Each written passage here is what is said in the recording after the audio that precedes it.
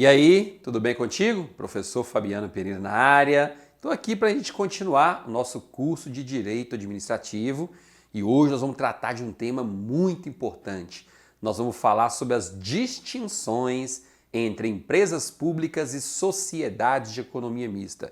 E se por acaso você ainda não se inscreveu no nosso canal, ó, aqui tem um quadradinho para você clicar e se inscrever agora, ó. É só clicar, não precisa fazer mais nada. Só clicou aí, já está resolvido o problema.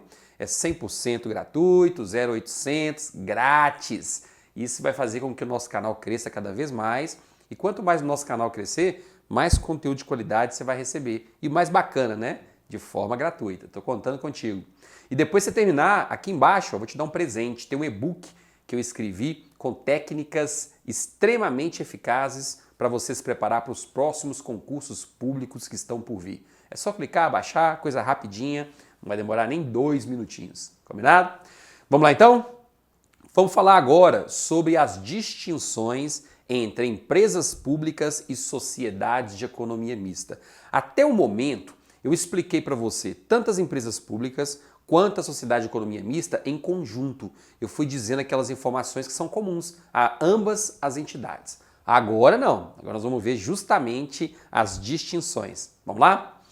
Ó, primeira distinção em relação às empresas públicas e sociedade de economia mista diz respeito ao foro judicial. Ou seja, onde é que eu tenho que propor uma eventual ação judicial contra a empresa pública?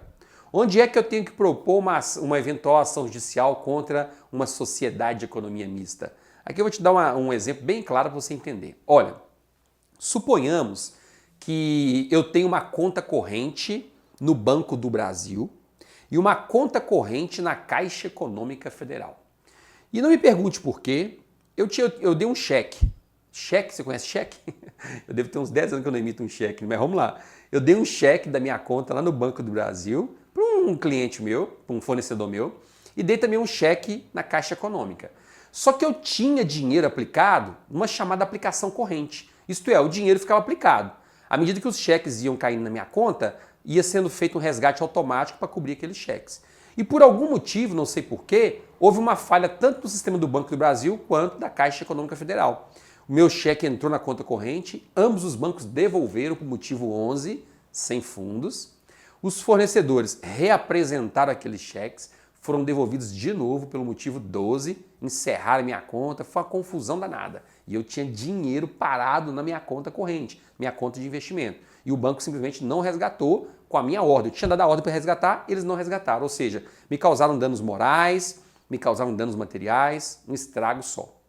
Aí eu resolvi entrar com uma ação judicial contra o Banco do Brasil, por danos morais e materiais, e também contra a Caixa Econômica Federal, por danos morais e materiais. Aí vem a primeira diferença.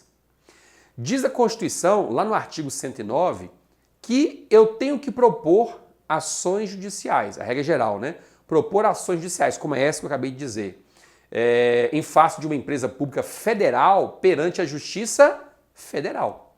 Pelo fato de a Caixa Econômica ser uma entidade administrativa federal, eu tenho que propor essa ação judicial perante a Justiça Federal. Ô professor, mas e se fosse uma empresa pública estadual ou municipal? Aí seria perante a Justiça Estadual. Só vai ser na Justiça Federal se tratar de empresa pública federal. E aqui não interessa se é prestadora de serviço público ou se é exploradora de atividade econômica. Então essa é a primeira distinção. Se a ação vai ser proposta contra a Sociedade de Economia Mista Federal, estadual ou municipal, não importa. A ação vai ter que ser proposta na Justiça Estadual. Por quê? Porque é uma sociedade de economia mista. E a sociedade de economia mista, ainda que federal, não tem essa prerrogativa de foro. Só tem essa prerrogativa de foro as empresas públicas federais. Ficou claro? Aí eu queria trazer para você o inteiro teor da súmula 517 do STF, porque de vez em quando ela cai na prova. Aí diz o seguinte, ó: a sociedade de economia mista só tem foro na Justiça Federal quando a União intervém como assistente ou oppoente. Como assim? Eu apresentei uma ação contra o Banco do Brasil. Foi lá na Justiça Estadual. Aí a União ficou sabendo que eu propus essa ação e falou o seguinte: opa, eu tenho interesse nessa causa aí, eu tenho interesse. Eu vou simplesmente atuar como assistente do Banco do Brasil. Porque se o Banco do Brasil perder essa ação, eu tô lascada. Eu que vou ter que assumir esse ônus aí. Tá entendendo? Então, neste caso, se a União, se o governo, entre aspas, bem grande, o governo federal quiser participar daquela ação, aí automaticamente aquela ação vai ser enviada para a Justiça Federal, porque tem a presença da União. Se a ação for proposta exclusivamente contra o Banco do Brasil e permanecer contra ele, a ação fica lá quietinha na Justiça Estadual. Ficou clara então a primeira distinção? Empresa pública federal, Justiça Federal. Sociedade de economia mista, ainda que federal, Justiça Estadual. Essa é a regra geral. Segunda distinção. Forma jurídica. Veja só. Gente, as sociedades de economia mista só podem ser criadas sob a forma de sociedade anônima. Sociedade de economia mista, sociedade anônima. Matou a charada. Se nós estamos falando de empresas públicas, as empresas públicas, quando elas são criadas, elas podem assumir qualquer forma jurídica admitida em direito. Eu posso ter uma empresa pública que seja sociedade anônima, posso ter uma empresa pública que seja de responsabilidade limitada, posso ter uma empresa pública que seja comandida por ações, enfim, qualquer forma possível no direito, aquela empresa pública pode adotar. Já a sociedade de economia mista não. Para se criar uma sociedade de economia mista, ela tem que ser obrigatoriamente uma sociedade anônima.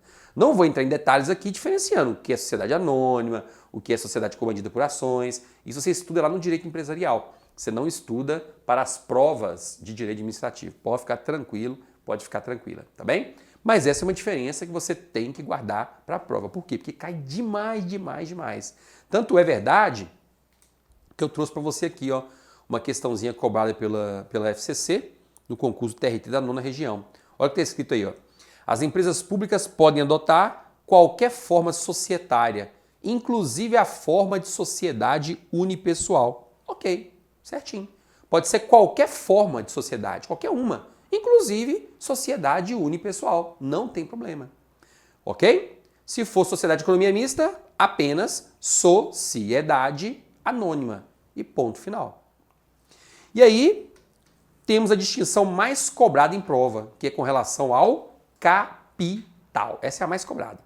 Por quê? Porque olha só, as empresas públicas são constituídas, são criadas com capital integralmente público, 100% público. Vamos pegar o caso da Caixa Econômica Federal. Eu, Fabiano, posso me cadastrar numa corretora e começar a comprar ações da Caixa Econômica Federal na Bolsa de Valores? Posso não. Por quê? Porque eu sou um particular.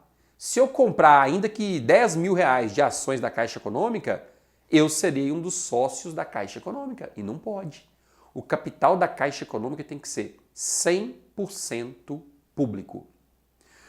Cuidado! Quando eu falo 100% público, eu estou dizendo que só podem ser sócios de empresas públicas entidades que integram a administração pública brasileira. Inclusive empresas públicas e sociedades de economia mista. Então olha só que interessante. Vai ser criada uma nova empresa pública federal. Olha o que é possível fazer. Vamos supor que naquela empresa pública federal, a União vai ter 80% das ações, o município de São Paulo vai ter 5%, uma autarquia municipal vai ter mais 5%, deu 90%, né? Uma empresa pública estadual vai ter 5% e uma sociedade de economia mista vai ter mais 5%. Fechamos em 100%. Tá vendo? Ah, então eu posso ter até uma autarquia como sócia de uma empresa pública? Pode.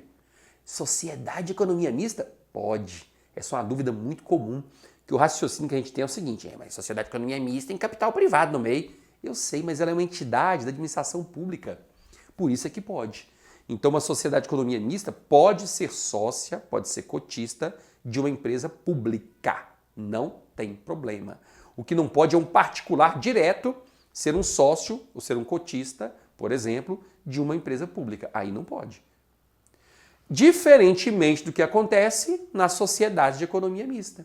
Você sabe muito bem que se você quiser, você pode comprar ações do Banco do Brasil, você pode comprar ações da Petrobras, basta se cadastrar numa corretora, acessar lá a Bovespa e comprar as ações. Acabou. Por quê? Porque o capital da sociedade de economia mista, ele é misturado. Ou seja, nós temos a maior parte do capital pertencente ao poder público e o restante do capital, ele vai ser diluído, ele pode ser diluído entre particulares. Neste caso da Petrobras, por exemplo, nós vamos poder comprar ações lá na Bolsa de Valores e nos tornarmos um sócio ou um dos sócios da Petrobras. Ficou claro?